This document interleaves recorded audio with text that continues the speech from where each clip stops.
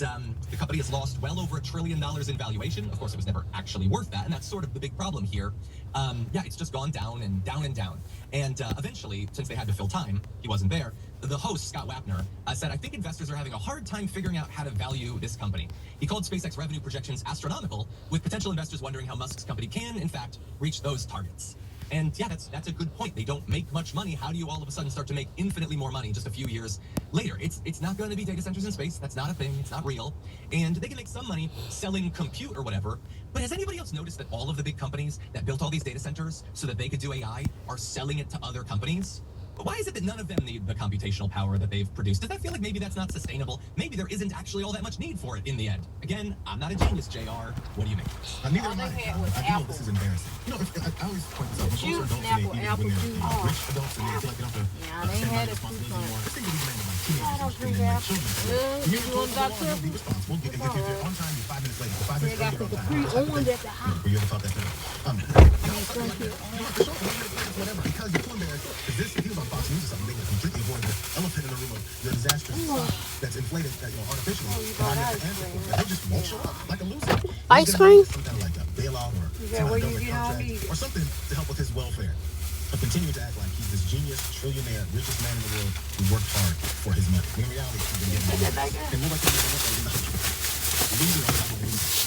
Yeah, I'm not No chips. Lost 5 cents per share since I initially said that. Yeah, and they because it's one thing when it's a private company, they can say whatever they want, it can fail. Now all your 401ks are forced to invest in it. And so if it falls apart, maybe it'll wreck the retirement of millions and millions of Americans. Maybe we need to give it contracts to save it. Maybe we need to bail it out. And again, I'll remind you, it's one thing if they just want to do an IPO, and a lot of people are weirdly excited about it. They manipulated things behind the scenes to speed up the timeline, to allow 401ks or force 401ks to adjust. They did a bunch of that stuff, almost as if they knew that this is the path it was going to take. Anyway, way over. We got more coming after that, so I'm going anywhere. We'll be right back. Can't eat anything all day.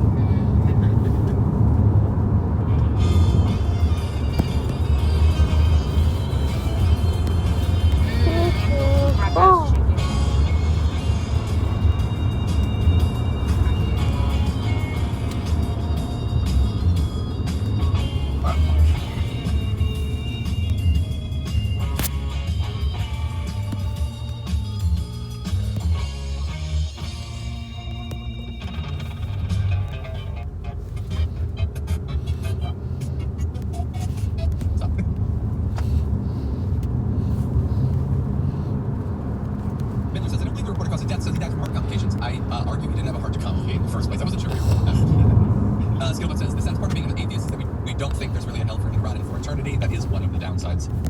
And Dragon Bear and Jay says, grinder offices are flying their flags at half-staff. I wanted to avoid all that stuff. I did not succeed. But I was hoping. Anyway, with that said, you didn't come here to hear us talk about politics. You came to hear two jocks break it down over sports. So with that said, let's jump to the